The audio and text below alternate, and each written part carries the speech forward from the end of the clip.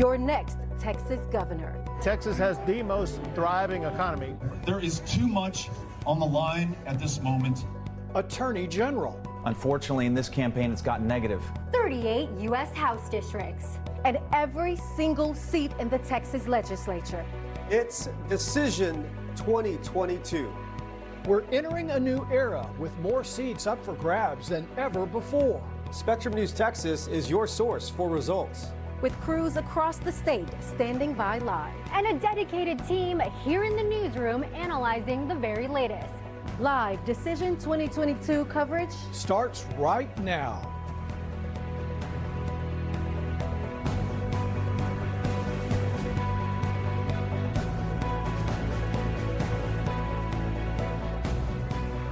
So let's get right to it. One of the most talked about races tonight is the heated Republican primary for Texas Attorney General. Embattled incumbent Ken Paxton is hoping to avoid a runoff and keep his position as Texas's top cop. He is facing 3 Republican challengers. I'm talking about Land Commissioner George P. Bush, Congressman Louis Gohmert, and former Supreme Court Justice Eva Guzman. Now, those candidates are watching their results from all across the state, and we have reporters with each of them. Let's start with Lupe Zapata, who's at Paxton's headquarters in McKinney near Dallas. Lupe, what's the mood like there? Hey there, good evening. Now, the event is just now starting. The event was scheduled to start this evening at 7 o'clock. I'm here at the Sheraton Hotel in McKinney, where everybody here supporting Paxton is waiting to see whether or not he will be going off into a runoff with 3 of his GOP challengers that you referenced. Once again, those challengers are Land Commissioner George P. Bush, Supreme Court Justice Eva Guzman, and U.S. Representative Louis Gohmert, who's polling behind them. Now, last week during the debate hosted by Spectrum News 1, Paxton declined to participate. However, all 3 of his challengers say that he needs to be ousted. Now, they say it's because of his legal troubles, which they see as a sign that are too distracting for him to effectively carry out his duties. Now, at a press conference earlier today, Governor Greg Abbott declined to say whether he voted for Attorney General Ken Paxton or to voice support for the challenge incumbent. Now, Abbott told the reporter that he would not reveal his secret ballot when asked whether he wanted to say anything about his support for Paxton. Abbott replied, "I'm going to let the voters decide." And the voters will decide this evening. As always, we'll keep you posted. For now, I'm Lupe Zapata live here in McKinney. Now we want to check in with Monica Ortiz. She is in Austin, where George P. Bush and his supporters are awaiting the results. Monica, several polls have Bush in second place behind Paxton. What are you hearing from his campaign? Yeah, here at a brewery in Austin for the watch party of Commissioner George P. Bush. He's one of the GOP candidates for Attorney General. Everybody getting here just after the 7 o'clock mark. He does plan on talking to the media soon. We know throughout his campaign he's talked about tightening border security, which he says starts with completing the wall that former President Trump started during his term in presidency. Now, he is the grandson of former President George H.W. Bush and the son of former Florida Governor Jeb Bush. So right now, yes, as you mentioned, Nicole, the polls do look tight. A recent poll by UT does show that it's looking like none of the candidates will reach that 50% mark. And there most likely will be a runoff. If he doesn't at least get a runoff tonight, it'll be the first time in 50 years that a member of the Bush family is not in an elected office position. All right, now the last GOP contender to enter the crowded Attorney General primary was East Texas Congressman Louis Gohmert. Gohmert is known as a Trump loyalist and one of the most conservative members of Congress. JJ Maldonado is in Tyler with more. JJ, how is the Gohmert campaign feeling going into tonight? Good evening, Nicole. Yes, we're still waiting for Louis Gohmert to arrive here at the watch party. We're told he's supposed to arrive a little bit after 9. But so far, this watch party, which is being hosted by the Smith County Republican Party, they're very optimistic about the campaign. And as you can see right behind me, there's still quite a few empty chairs here, but I'm told by the chair of the party that it's supposed to be a big turnout tonight. So as night progresses, we'll probably see a lot more people start to fill those chairs. Now, Congressman Gohmert was out pounding the pavement earlier today in the Dallas-Fort Worth area as he was meeting with voters. He was holding campaign signs as many voters waited in line to vote. Take a look. Feeling great. People have just been so wonderful, so uplifting. They really blessed my heart. The polling places we've been to, people just encouraging, I'm voting for you.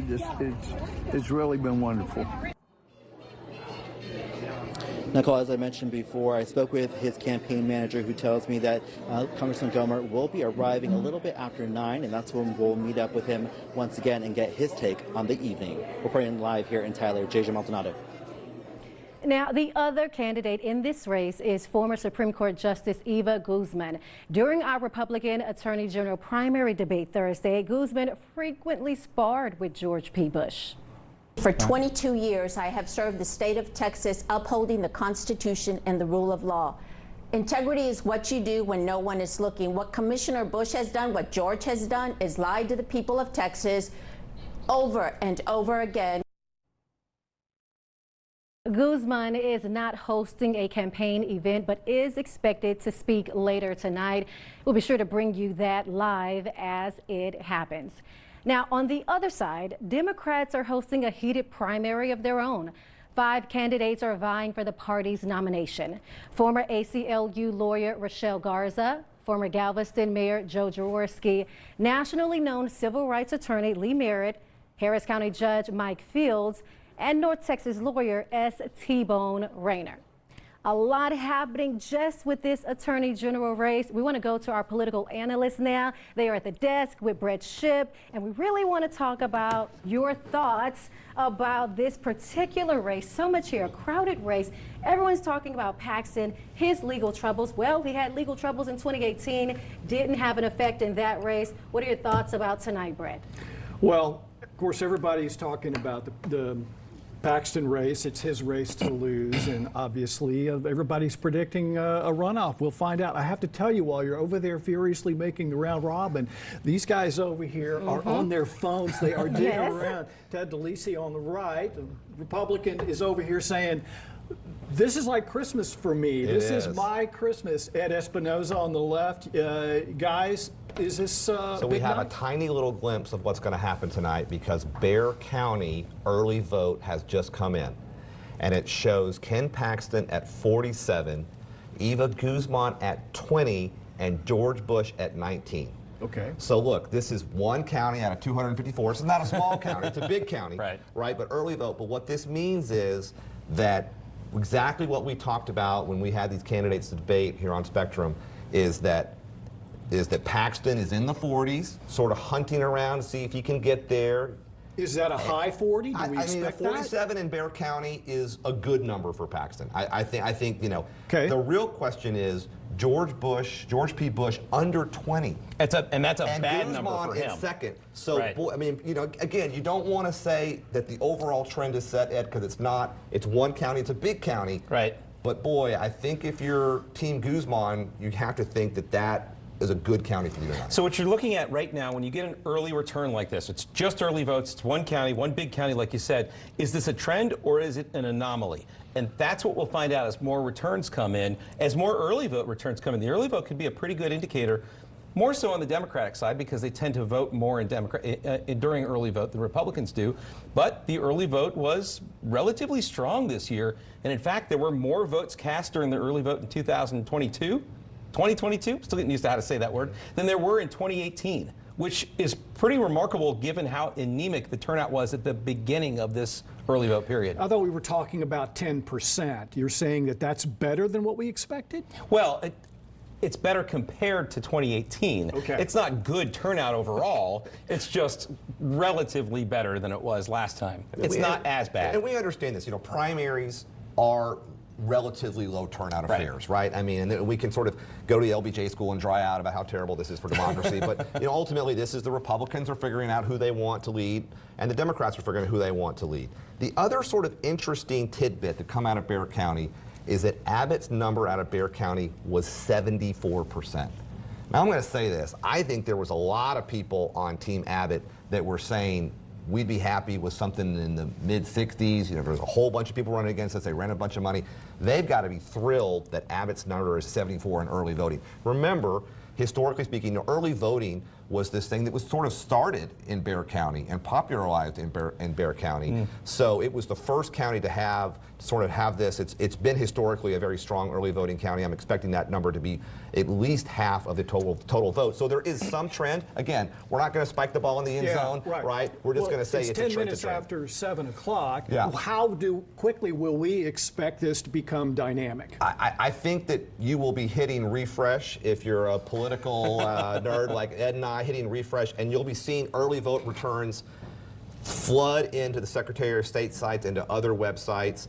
But remember, you'll be having some of West Texas, some of East Texas, some of South Texas. If you're looking at a statewide result, just realize that there's all sorts of, you don't know where it's coming in, and that's a reason to have some skepticism about what you're seeing. We got about 45 seconds before we have to move on. One last thing on early vote. Democrats tend to turn out in bigger numbers during the early vote. It tends to be in the 40 percentile as a portion of the total vote. Republicans, it's in the high 27s, high 20s, by 25, 27. But the number grows every election. It was 45% for Democrats in 2014, 47% in 2018. Similarly with Republicans, it has grown from 25% to 27%. We'll find out throughout the night what percentage it is, but it's likely to be a bit bigger than it was in each previous election. All right, well, it sounds like this night is moving pretty quickly, and it's just started. We'll be back with our analysts to talk more about how this evening is going to develop. Meanwhile, Nicole, let's go back to you. Another big statewide race we're watching this cycle is the gubernatorial election. Governor Abbott is seeking his third term. He's facing several GOP challengers, including former Texas Republican Party Chairman Allen West and former State Senator Don Huffines. Both candidates have attacked Abbott for not being conservative enough. But despite those attacks, the governor will likely sail to an easy win tonight. We want to go to Victor Diaz now, who's in Corpus Christi with the governor. Victor, how confident is Abbott's camp? Oh, you get the feeling that Governor Abbott is going big tonight. And, you can tell just by looking at the scene here. We know that the governor is traveling from Austin to be here in Corpus Christi at the Texas State Aquarium.